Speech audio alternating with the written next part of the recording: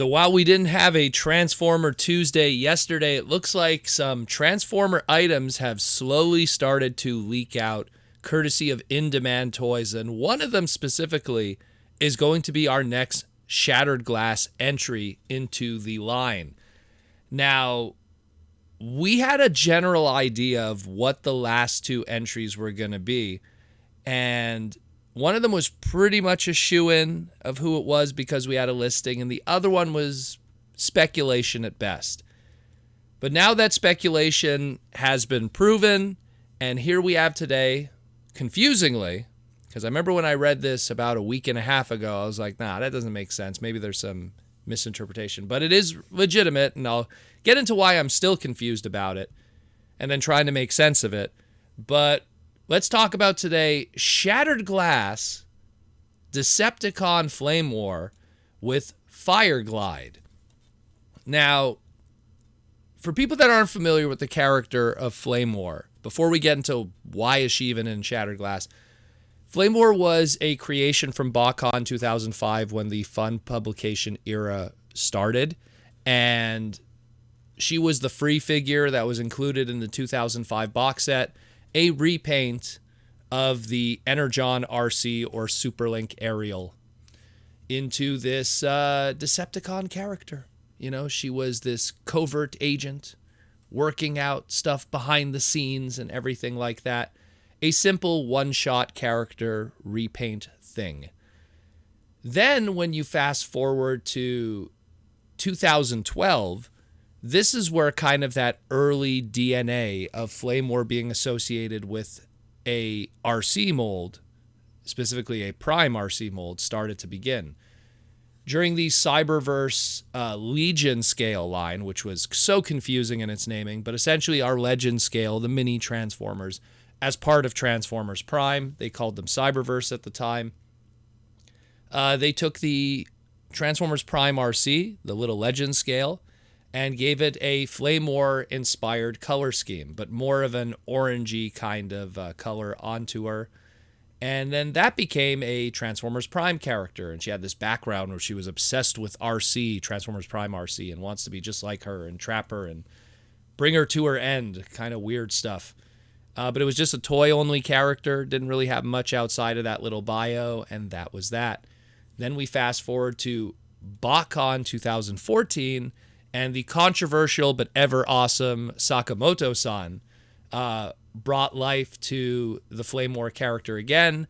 They took that roots from Transformers Prime and took yet again another Arcee Transformers Prime mold, this time the Beast Hunters one, repainted that into Flamewar, gave it more of a deco that was kind of a happy middle between the original Botcon 2005 free figure and the Transformers Prime Legend scale. And we had that one. And the reason why it was so controversial was because Sakamoto's manga is amazing. His art style is amazing. And there was segments of the fandom that clearly always wake up on the wrong side of the bed and want to complain about everything. Luckily, those people are long gone, but Sakamoto still remains. So, survival of the fittest. And those people weren't very fit to begin with. Yeah, I said it. Anyways, regardless of the fact, it was absolutely fabulous, that figure. The manga was awesome. And that was that. Now we have this one. And obviously it's a way to keep the Flamewar trademark and at the same time establish a new trademark with Fireglide. For people that haven't realized up to this point, this is a extensive repaint of the Transformers Legacy Transformers Prime Arcee with the Transformers War for Cybertron Siege Battlemaster 2019 Pteraxadon, something like that. Pteraxadon or whatever. It's had some weird name. This is going off the top of my head. Something like Pteraxadon, something like that. Never had a weird name with a P in the front of it. Paleontology. Anyways, also comes with its matching blast effect weapon. Clearly it was included with this to kind of try to match because the character Flamewar was always associated with some kind of bow and arrow accessory, and more specifically the 2014 Botcon one with the Beast Hunter design had like a big huge red bow and arrow accessory. So since there was no Battlemaster that could kind of channel that, they just kind of included something that's, well, kind of bow and arrow shaped, which is a pterodactyl. So, yeah, sure. Why not? It works fine. It's about as close as we'll get. And, yeah, I like what I see, though. But my confusion comes from the fact that it's like, okay, so why Flamewar? Like, we never had a Shattered Glass Flamewar. Is Flamewar supposed to represent Shattered Glass Arcee? Is that how it's going to work?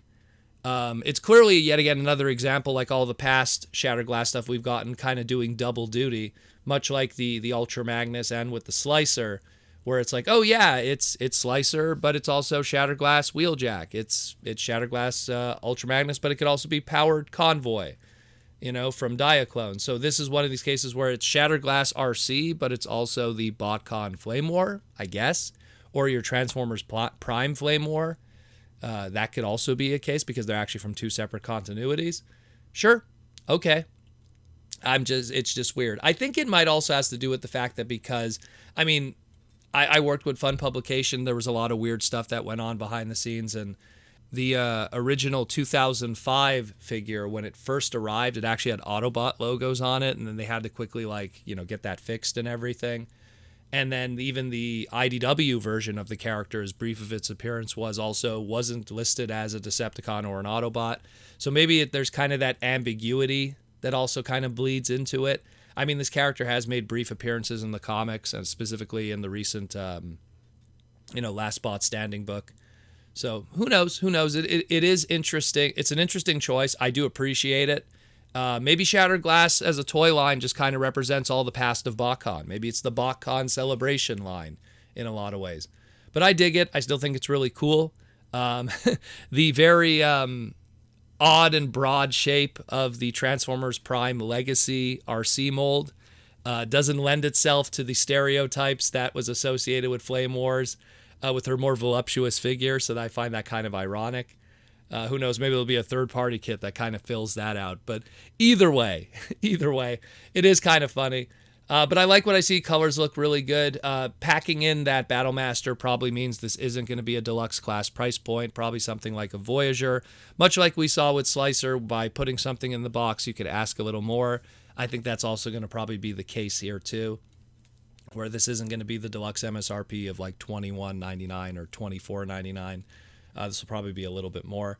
But we'll find out in the next couple of days, and that'll be that. We also just got to see the box finally for the Tonkanator. For anyone who remembered that Devastator done in kind of G2 colors, but actually it's an homage to some Tonka trucks. So we got the box art for it, and it pretty much is an Autobot Devastator box, with Devastator art just recolored. It's not super amazing, but it is an interesting variation, and that will be probably very intriguing to Mint in Box G1 collectors that want to have something that's a little bit different in flavor. So that's out there too. I'm not going to post it in the segment because it's not really big news, but it's also something that came out today along with this news. Either way, let me know what you think about this. We don't have prices. We don't have pre-orders yet, but again, probably that Voyager price point, and we're probably going to see this in the very, very near future to go up for pre-order, because this is going to be our July Shattered Glass reveal, and that does mean that the very last Shattered Glass item that is going to come out in August, according to these listings here, is a Voyager class Shattered Glass Soundwave. Picture that, how it's going to look in your mind. It's pretty obvious if you just look at the history, but we'll definitely see that in the future. Let me know what you think, guys. I'll talk to you again real soon.